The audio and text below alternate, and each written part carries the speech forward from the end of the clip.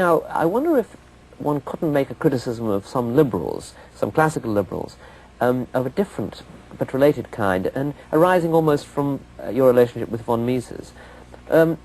Is it not the case that some liberals are so anxious to allow society to develop freely and spontaneously that they wish to remove virtually all habits, customs, all pre-existing inherited moral traditions? They want a very radical criticism of society. Now, you yourself wouldn't go along with that, I think it's fair to say. Well, I don't know whether I wouldn't. I think it needs much more careful definition. Our basic problem is that we have three levels, I would say, of moral beliefs. We have, in the first instance, our intuitive moral feelings, which are adapted to the small person-to-person society, where we act for people whom we know and are served by people whom we know.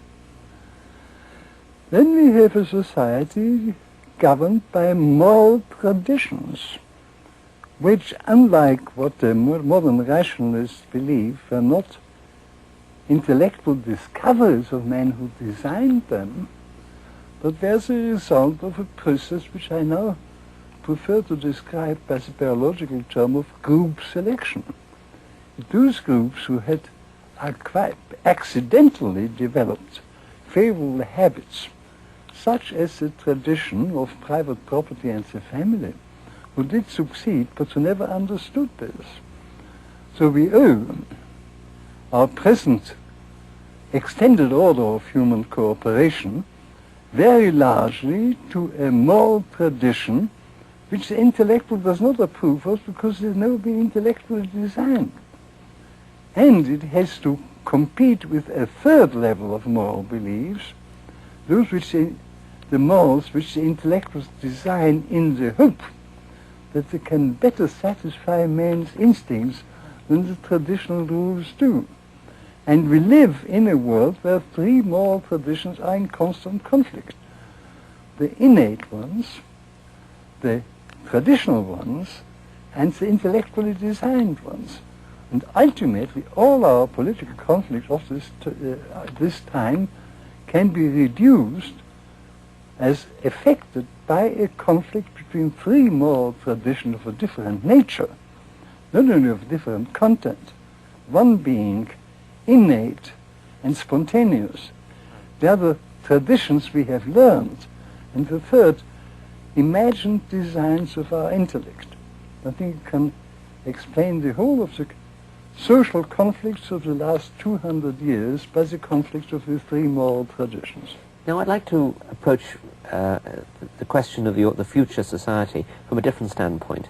One of the principal criticisms that one gets of a liberal individualist society is that it is selfish, that it's not an altruistic society, whereas socialism, whatever flaws it has in terms of efficiency, is a society in which we all look after the weakest, the sick, the old, and so on. Now, what role do you see for altruism in a liberal individualist society? The altruism is an instinct we've inherited from the small society where we know for whom we work, whom we serve.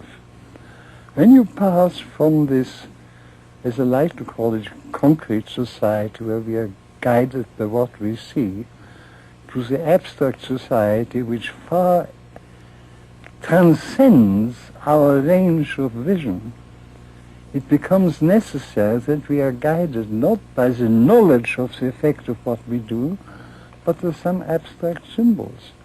Now, this only symbol which takes us where we can tells us where we can make the best contribution is profit.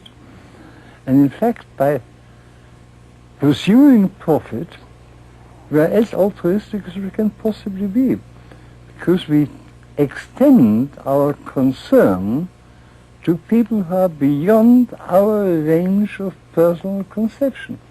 This is a condition which makes it possible even to produce what I call an extended order, an order which is not determined by our aim, by our knowing what are the most urgent needs, but by an impersonal mechanism who, by a system of communication, puts a label on certain things which is wholly impersonal.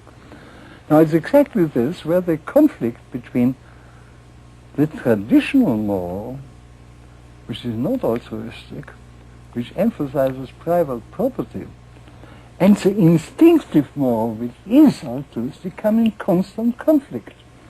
The very tradition from a concrete society where each serves the needs of other people whom he knows, to an extended abstract society where most people serve the needs of others whom they do not know, whose existence they are not even aware, was only made possible by the abandonment of altruism and solidarity as the main guiding factors, which I admit are still the factors dominating our instincts.